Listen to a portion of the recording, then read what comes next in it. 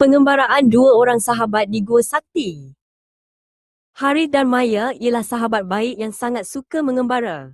Suatu hari, mereka terdengar cerita tentang Gua Sakti yang tersembunyi jauh di dalam hutan. Mereka kata, hanya yang berani dan bersahabat sejati boleh sampai ke tengah gua itu, kata Harith sambil mengemas beg galasnya. Maya mengangguk, kita akan pergi, Harith. Kita bawa lampu suluh dan tali kita.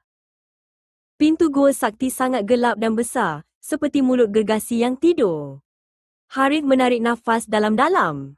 Jom, dia melangkah masuk dahulu tanpa rasa takut. Di dalam gua, udara terasa sejuk dan senyap. Walaupun Harith kelihatan berani, Maya memegang tali dengan kuat. Tiba-tiba, kedengaran bunyi, titik-titik air. Saya takut gelap, Harith, bisik Maya.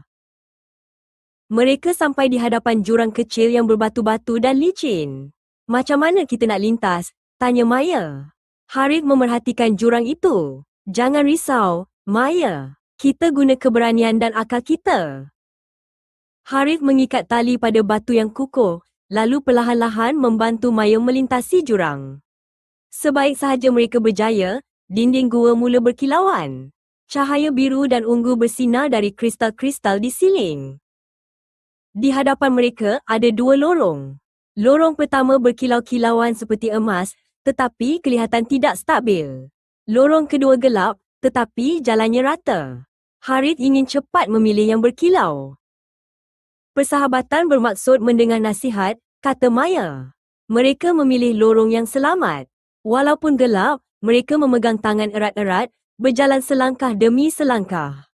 Rasa berani mereka semakin kuat apabila mereka bersama. Tiba-tiba, lorong itu terbuka ke ruang besar. Di tengah-tengahnya, bukan harta karun emas, tetapi sekuntum bunga cahaya yang besar, memancarkan kehangatan dan cahaya yang indah.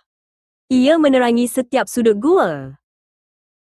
Harith dan Maya tersenyum. Mereka telah menemui harta karun yang sebenar, keberanian dalam diri mereka dan kekuatan persahabatan mereka.